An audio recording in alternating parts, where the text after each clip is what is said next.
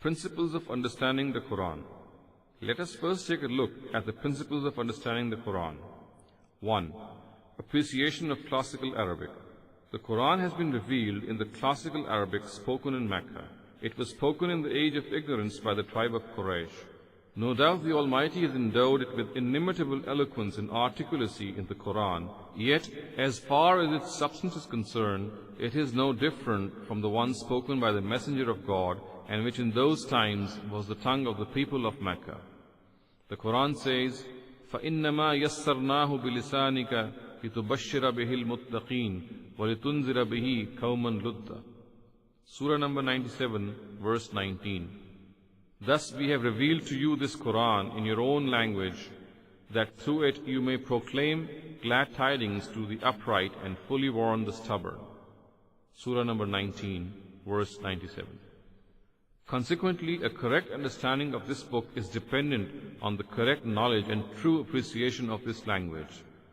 It is essential that a person who wants to reflect on the Quran and attempts to interpret and explain it should be a very competent scholar of this language. He should also be adept in appreciating its styles and linguistic features, so that at least the language is not an impediment to him in understanding the Quran. No further explanation is required of the above mentioned fact. However, another important fact about the language of the Quran, which every student of this divine book should be well aware of, is that its Arabic is not the Arabic which poets like Hariri and Mutanabbi composed their masterpieces in, nor is it the Arabic in which Az-Zamakhshari and Ar-Razi wrote their commentaries on the Quran.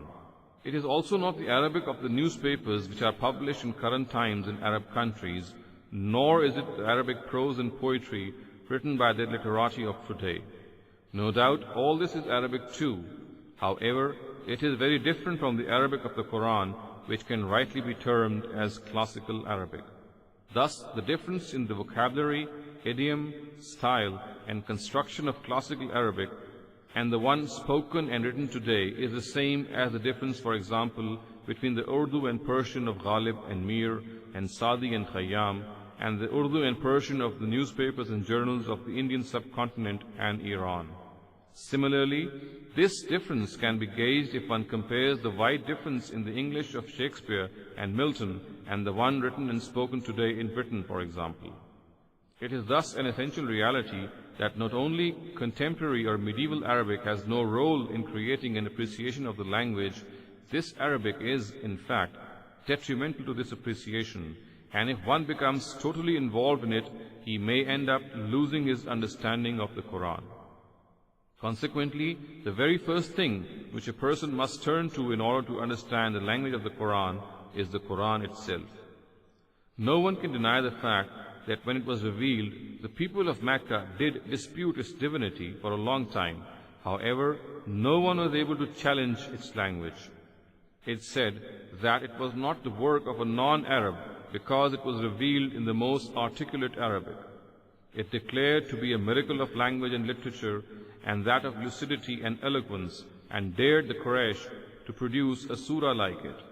So much so, it challenged them to bring to their aid their literati, poets, soothsayers, orators, and even their jinn, devils and deities.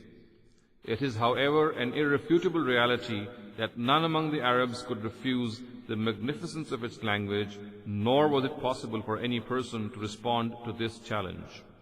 The Quran says, وَإِن كُنتُمْ فِي رَيْبٍ مِّمَّا نَزَّلْنَا عَلَىٰ عَبْدِنَا فَأْتُوا بِسُورَةٍ مِّن مِّثْلِهِ وَادْعُوا شُهَدَاءَكُم مِّن دُونِ اللَّهِ إِن كُنتُمْ صَادِقِينَ. And if you doubt what we have revealed to our servant, produce just one surah like it, and for this call upon all your supporters except God if you are truthful. Verse 23, Surah number 2. The Quran also says, قُلْ إِنْ اجْتَمَعَتِ الْإِنسُ وَالْجِنُّ عَلَىٰ أَنْ يَأْتُوا بِمِثْلِ هَذَا الْقُرْآنِ لَا يَأْتُونَ بِمِثْلِهِ وَلَوْ كَانَ بَعْضُهُمْ لِبَعْضٍ ظَهِيرًا. Tell them, if men and jinn combined to produce a book like this Quran, they would be unable to do so, even if they become helpers of one another. Verse 88, Surah number 17. Moreover, when Walid ibn Mughira, one of the finest critics of the language in Mecca, at one time heard it, his response was, "By God, none among you is more aware than me of poetry, neither martial songs nor eulogies, nor the incantation of the jinn. By God, the words spoken by this person resemble none of these. By God, it is very pleasant and lively. Its branches are laden with fruit, its roots are well watered. It will definitely dominate every other thing, and nothing will be able to dominate it, and it will crush everything below it." From among the poets of the Al-Mu'allaqat al-Sabr, or the seven hanging odes, Labid was alive.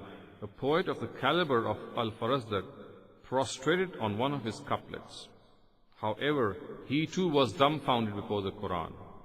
When the Caliph Umar wished to hear his poetry from him, he replied, "How can I recite my couplets after God has taught me Baqarah and Ali Imran?" This was not merely the admission of a single person. It meant that the whole eloquence of the Arabs had surrendered before the sublimity of the Quran. Moreover, it is also an established reality that this astounding miracle of language and literature has been transmitted to us without any change whatsoever. Thus, it is an acknowledged fact that the Quran is not only the final and ultimate authority in all matters of religion, it also represents the final criterion and standard for the language of its times. After the Quran, we can find this language in the ahadith of the Prophet Muhammad ﷺ and the asar of the companions radhiyallahu anhum. No doubt, a very small portion of them has been transmitted verbatim, and thus in a position to be presented as a criterion and as a representative of classical Arabic. Yet, whatever portion we have of it is a great treasure for students of this language. This is the language of the Prophet ﷺ, whose eloquence is matchless, and that of the companions radhiyallahu anhum, who spoke in the same diction. Its words and idioms and styles in construction are the best examples of the language in which the Quran was revealed. Since original words have been preserved in the supplications of the Prophet ﷺ, in his conversation with his companions, and in the various parables that he stated to explain some aspect of religion, the parallels of this language can be observed in these three types of narratives the most. Thus, if students of the Quran consult these sources, they can gather invaluable samples of classical Arabic, which can help them in understanding both difficult as well as the background, which can help them in understanding both difficult words as well as the background and occasions on which they are spoken in the Quran. After these three, the greatest source for classical Arabic is the classical literature of the Arabs. Within the corpus of this literature are the works of celebrated poets like Imrul Qais, Zuhair, Amr bin Kalsum, Labid, Nabigha, Tarafa, Antara, Asha, and Haris bin Halizza, and orators like Qus ibn Sa'ida. Scholars of this field know that the greater part of this literature is found in the anthologies of the poets and in Anasmayat, Mufazzaliyat, Hamasa, Al-Mu'allaqat al-Sabr, and in the works of the literati like Jahiz and Al-Mubarrad. Many collections of the poetical works of those times have now been published which were not available to date. Undoubtedly, a greater part of the Arabic language has been transmitted to us through the consensus in Tawatur and is preserved in primary works like At-Tahzib, Al-Muhkam, As-Siha, Al-Jamhura, and Al-Nihaya. However, this also is a fact that the greatest source of the portion of the language which has not been transmitted to Tawatur is also the classical Arabic literature of that age. Though it does not have some portions which were concocted later, and attributed to that age, however, just as scholars of hadith can distinguish between rightly and wrongly reported narratives, in the same manner, critics of the Arabic language can distinguish the original from the concocted on the basis of objective standards of textual criticism. Consequently, it is for this very reason that the scholars of language and literature are unanimous on the fact that after the Quran, it is this classical literature which can be depended upon and which, because of its integrity in transmission and verbatim nature of transmission, occupies the ultimate standard in research on this language. Abdul Qadir Baghdadi writes, a discourse from which parallels are presented to substantiate the meanings of words and phrases is of two types, poetry and prose. The first of these has been divided by scholars into four categories. The first category is of poets who belong to the Jahiliyyah period that prevailed in Arabia before Islam, such as Imrul Qais and Al-Asha. The second is of the Mukhadramun who lived in both pre-Islamic and Islamic times, such as Labid and Hassan. The third is the Mutaqaddamun, who are also called the Islamiyun. These are the poets who belong to the first period of Islam, such as Jarir and Al-Fazdaq. The fourth is the Muwallidun, who are also called the Muhdisun. Included in this category are all poets who belong to the period after the three categories till our own times, such as Bashar ibn Bard and Abu Nawas. There is a consensus that parallels to substantiate the meanings of words and phrases shall be drawn from the poets of the first two categories. Quite similarly, Umar Radhiyallahu anhu is reported to have said, "If you preserve your poetry, you will not go astray." People asked, "What are our poetic collections?"